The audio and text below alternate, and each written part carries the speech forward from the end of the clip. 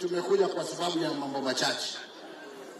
Ya kwanza, unajua nilikuwa na ahadi.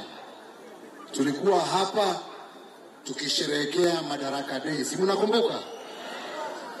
Tukakuja hapa na siku hiyo ya Madaraka nikawaahidi ya kwamba tutarudi hapa baada ya wiki 3 kufanya mambo mawili.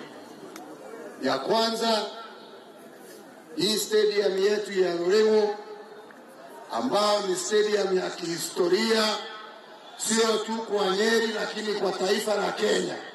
Si ni kweli?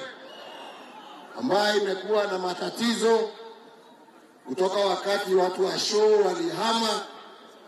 Tukasema ya kwamba tutakuja tulete title deed ya hiyo stadium na pia tuweke msingi wa kujenga stadium mpya ndio watu wa Nyeri wawe na